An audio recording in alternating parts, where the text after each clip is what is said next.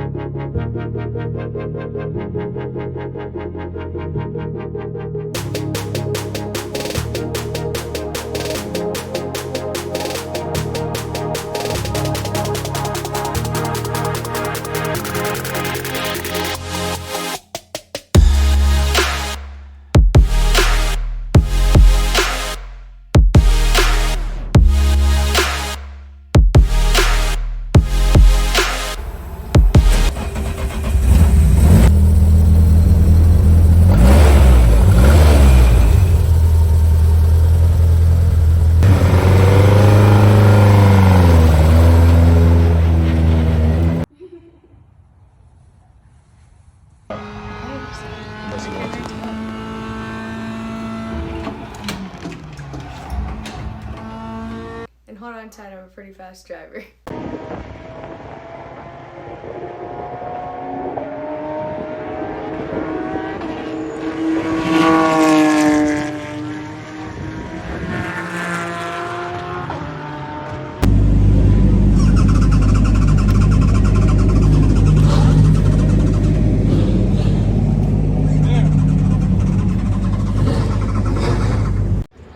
Alright, we got all the cars lining up on the starting grid.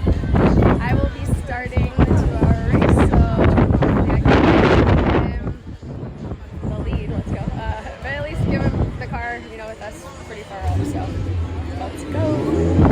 But I will start off first. I will explain kind of why I like auto racing and why I like F1 in general, cars and motorcycles. So that's kind of where my first love of kind of speed came from. But what really got me into racing and F1 actually was I got to be a promo model for a race team, and just being at the races, I wanted to be a part of it, and I got the chance to go on a hot lap with the pro driver, and then I really wanted to drive, and he let me drive and was actually coaching me, and one thing led to another, and I actually ended up getting to do track days with them and got my racing license. But as far as F1, I actually really fell in love with that after the Drive to Survive show on Netflix. It really got me hooked for sure. So that's what got me into F1. And as far as my background in autosports, I kind of already told you I started out as a promo model. But as far as actual racing, I've only gotten to do a couple because the team owner passed away and he was funding all of my racing. But I have a race car driving simulator, which is cool, and I did the Champ Car championship in a little Mazda Miata. That was a bunch of fun. There were over 100 cars on track, which was crazy. It was a 14-hour endurance race, so I kind of got everything thrown at me. And I also did a fair race, and it came in club sport. And these are my dogs. This is Thor, and Loki is back there. But that's kind of my background on racing and autosports. Okay, so next I'm just going to talk about the Las Vegas Grand Prix in general. I was actually supposed to go, but ended up not being able to, and I had a lot of friends there though, so I kind of got some feedback from them, and I kind of got some mixed reviews. Some people loved it, others were frustrated with a bunch of things and said it was kind of just a madhouse and crazy, but I think it kind of depended on where you were at, how much money you spent, and all that as well. But I think the whole thing is crazy actually with the whole practice being cut short after just 9 minutes because of the whole manhole debacle. And honestly, I kind of agree with Team Ferrari that it wasn't fair that Carlos Sainz got a penalty. I don't know. I know it's in the rule book, but I just think that whole thing was crazy. Especially when freaking Max Verstappen wins all the freaking time anyway. Like, give someone else a chance. Anyway, so also I think it's crazy. I mean, I guess the class action lawsuit that's going on for some of the people who actually got sent home that first day. I mean, I totally understand because this was a highly anticipated event. People spent a ton of money to get out there, and then once they were there, only to kind of go home after 9 minutes of racing. I would be upset, but it's kind of a sticky, like, tough situation. And I'm surprised, though, after the $500 million investment that wasn't paid attention to beforehand. So I guess we'll see what happens with that. But I kind of heard from people, they said it was a huge success, especially with the whole sphere there. They said that just kind of took it to the next level. And even though the numbers didn't hit what they anticipated and ticket sales didn't reach their goals, and they were reducing pricing like right before the race, they still had an amazing turnout and an awesome race. And I love that the track had like that long straightaway, so I think they said there were like 82 different overtakes and stuff, which is really cool, and I'm sure made it a lot more exciting for people that were there. Once again, Max Verstappen won. Shocker. I don't know if something's going on with Red Bull and the cars or if they're cheating somehow, because this is just getting ridiculous. I know Max Verstappen is talented, but I'm just surprised that their cars are kind of always on the podium. But anyway, that's a whole nother topic.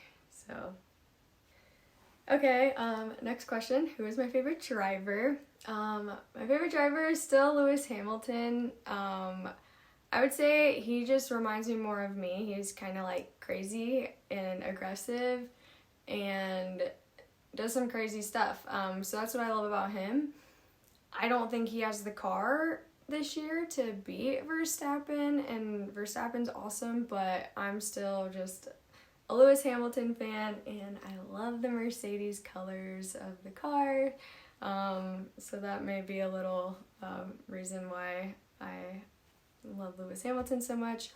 But obviously, gotta give credit where credit's due and congratulate Verstappen on an amazing season. So, yeah. Okay, so my kind of like top 5 drivers are the top 5 drivers. I like winners. So obviously, you know, Lewis Hamilton's my favorite. Love Max Verstappen because he's crushing it. Perez, Sainz, Leclerc. And obviously I gotta go for Sergeant or whatever, but he's American, so it should be Sergeant, right? Gotta support my US driver, especially since that doesn't happen very often. And what's cool is he's racing for Williams Racing, and I actually went to another kind of private party events when I went to F1 in Austin, which is really cool. And as far as the teams and the cars, I don't know, I still feel like something's going on with the Red Bull cars, because yes, Verstappen's great, but this is just getting ridiculous. And obviously Mercedes and Ferrari, those are just gonna be my top 3. And yeah. Also, as far as the whole US drivers in F1, I feel like there's not very many Americans because we don't really get the opportunity, all the kind of stepping stones and everything, and to be seen is happening overseas.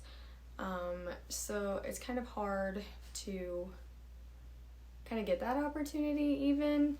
So you gotta be like awesome and crush it here first, but obviously people over there have a higher chance. But I think now that it's kind of taking off here in the US, and also with the Drive to Survive show and it just becoming a lot bigger, I feel like we'll start to see more. I also think we're gonna see some female drivers coming up. We'll see. I hope they can actually step up and do well, because I'm tired of all these girls giving us a bad name and getting opportunities and not doing very well. So I see kind of both happening in the near future for sure.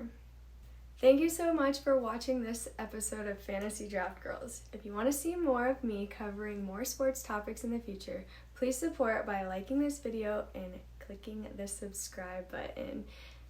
So thanks so much, guys. Hope you have an awesome holiday season.